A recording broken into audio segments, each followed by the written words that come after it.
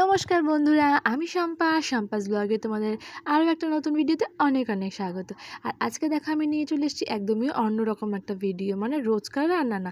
আজকে আমি রান্না করছিলাম কিন্তু বেশ কয়েকজনের জন্য। আজকে বানাবো চিকেন চাপ আর কিন্তু পোলাও। তো তার জন্য এই প্রিপারেশনটা নিচ্ছিলাম। এখানে আমি চিকেনটাকে ম্যারিনেট করে রেখে দিয়েছি, আর এদিকে চালটাকেও ভিজিয়ে নিয়েছিলাম, ভালো করে ধুয়ে ভালো করে ভিজিয়ে নিয়েছিলাম। আর এবার ম্যারিনেট করে রেখে 2 ঘন্টার জন্য কিন্তু আমি ফ্রিজে রেখে দিয়েছিলাম ঢাকনাটা লাগিয়ে মাংসটা। আর তারপরে সেটাকে বার করে নিয়েছি। আর এদিকে কড়াইতে বেশ কিছু সাদা তেল গরম করে নিয়েছি। আর তার মধ্যে কিন্তু প্রথমে ম্যারিনেট করে যে চিকেনটা রেখেছিলাম তার থেকে কিন্তু জাস্ট ওই চিকেনগুলোকে তুলে তুলে আমি তেলের মধ্যে ভেজে নেব। আর এখানে আমাদের চিকেন রয়েছে কিন্তু 3 কিলো, তো সেই জন্য সবগুলো তো একবারে হবে না, সেই জন্য প্রথমে কয়েকটা চিকেন দিয়েছি।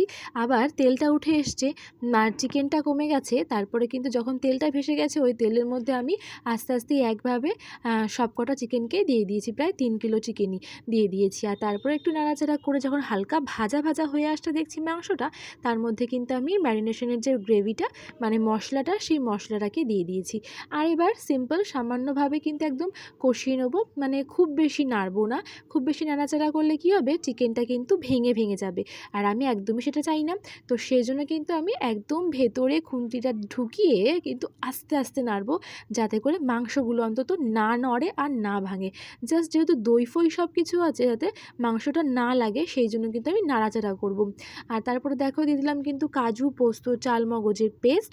আর এবারও একইভাবে সব কিছু দিয়ে খুব ভালো করে নাড়াচাড়া করব। ওই যে বললাম, ভেতরে কিন্তু খুন্তিটা ঢোকাবো আর কড়াইটা দিয়ে তুলবো, যাতে করে কিছু না লাগে। মাংস কিন্তু এপিট ওপিট বা নাড়াচাড়া কিছুই আমি করব না। তো সেই জন্য দেখো আমার কিন্তু এখানে কষানো হয়ে গেছে। সময় কিন্তু লেগেছিল প্রায়, মানে রান্নাটা কমপ্লিট করতে প্রায় ঘন্টাখানেকের ওপরেই কিন্তু সময় লেগেছিল। যেহেতু আমি ম্যারিনেশন করে মানে 2 ঘন্টা 2.5 ঘন্টা রেস্ট দিয়েছিলাম, সেই জন্য কিন্তু বেশ চট করেই হয়ে গেছে। আর এবার দেখো আমাদের কিন্তু চিকেন চাপটা অলরেডি ডান।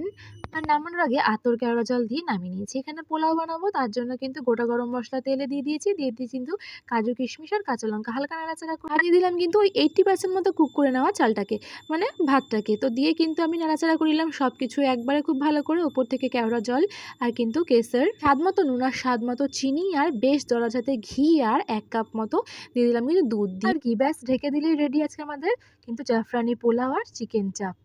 তো বন্ধুরা, ভিডিও ভালো লাগলে অবশ্যই চ্যানেলের সঙ্গে থেকো। টাটা।